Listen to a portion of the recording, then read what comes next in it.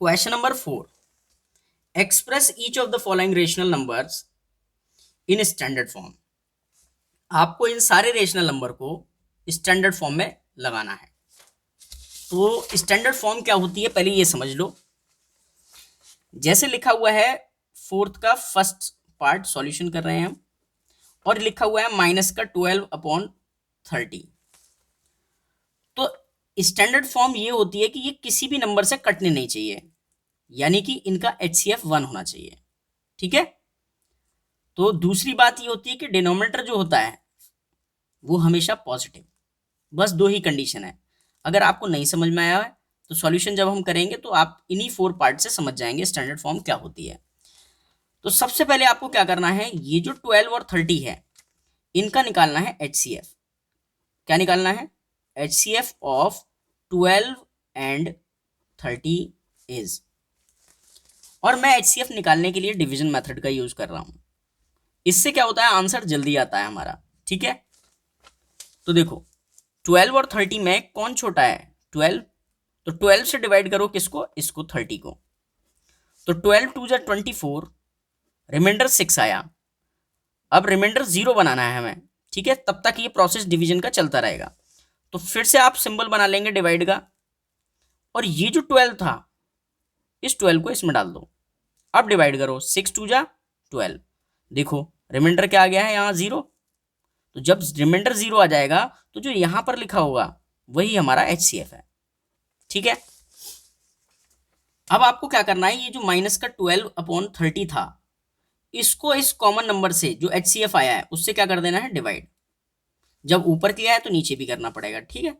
अब देखिए 6 5 जा 30 और 6 2 जा 12, लेकिन यहां माइनस था तो माइनस आ जाएगा।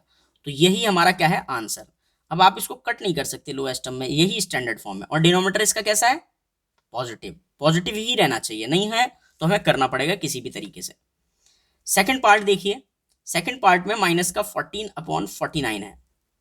इसको स्टैंडर्ड फॉर्म में लिखना है तो सबसे पहले क्या निकालेंगे हम? HCF निकालेंगे। किस किस का? 14 का और 49 का। ठीक है। तो वही डिवीजन मेथड का यूज कर रहे हैं। 14 छोटा है उससे डिवाइड करो 49 को, तो 14 3 जा 42, रिमाइंडर क्या बचा? 7। क्योंकि रिमाइंडर 0 नहीं आया तो फिर डिवाइड का सिंबल बनाना है और इस चीज को इसके अंदर लिख देना है। अब 17 7 2 जा 14 और रिमाइंडर आ गया 0। जब रिमाइंडर 0 आ जाए तो यही हमारा क्या होता है? HCF। तो 7 आया है HCF। तो हम क्या करेंगे? 7 से डिवाइड करेंगे इसको। तो माइनस का 14/49 इसको डिवाइड करना है किससे? HCF जो आया है उससे। ठीक है, ऊपर नीचे दोनों। तो 7 7 जा 49 और 7 2 जा 14, तो माइनस का 2/7 हमारा आंसर। थर्ड पार्ट देखिए। थर्ड पार्ट में क्वेश्चन में क्या है? 24/64। तो आप लिखेंगे 24/64, और देखो माइनस भी है तो माइनस का। तो सबसे पहले आप HCF निकालें किस किस का? 24 एंड 64 का, जो कि क्या होता है? वो डिवीजन मेथड से निकलेगा। तो आप 24 को ऐसे रखें और 64 इधर। तो आप डिवाइड करेंगे 24 2 जा 48, माइनस करेंगे 14 में से 8 गया तो कितना बचा? 6, और यहां पर 1। अब 16 को ऐसे रखा और 24 को इसके अंदर। अब 16 1 जा 16, माइनस करेंगे कितना बचेगा? 8।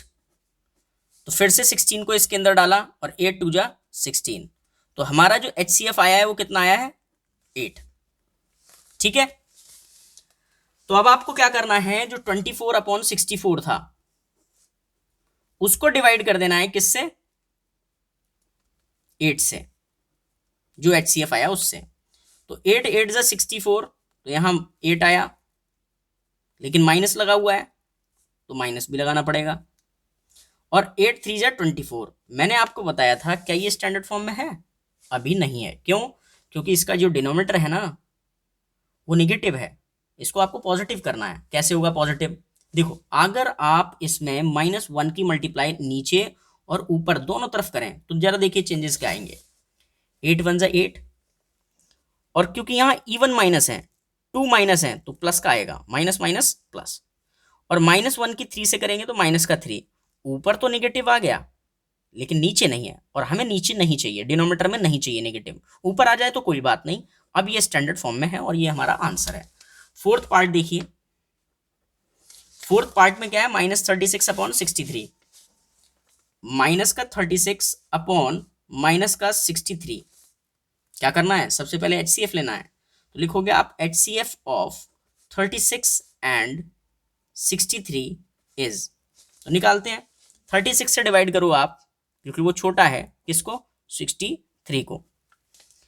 तो देखो 1 टाइम्स जा रहा है और 36, 13 में से 6 गए तो कितना बचा, 7, और 5 में से 3 गए तो कितना बचा, 2। फिर से दोबारा से आपको यहां पर 36 लिखना है, और 27 1 27, माइनस किया तो 16 में से अगर 7 जाता है तो 9 बचेगा।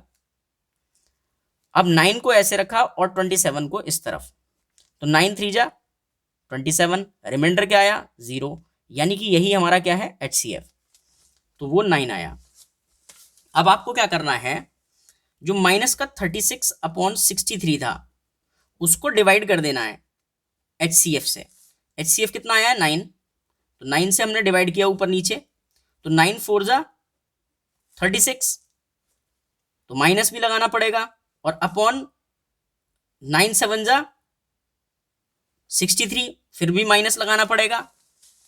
अब देखो डिनोमिनेटर में क्या आ रहा है, सिंबल नेगेटिव, इसको कैसे हटाएंगे, -1 से मल्टीप्लाई करके, तो -1 से मल्टीप्लाई नीचे भी और ऊपर भी, तो देखो इसकी इससे मल्टीप्लाई करोगे तो क्या आएगा, 7, क्योंकि 2 माइनस है ना, 7 1 7, और 2 माइनस है इसलिए प्लस का, ऊपर भी 2 माइनस है, तो ये हमारा 4/7 क्या है, आंसर। आई होप क्वेश्चन समझ में आया होगा। चलते हैं नेक्स्ट क्वेश्चन पर।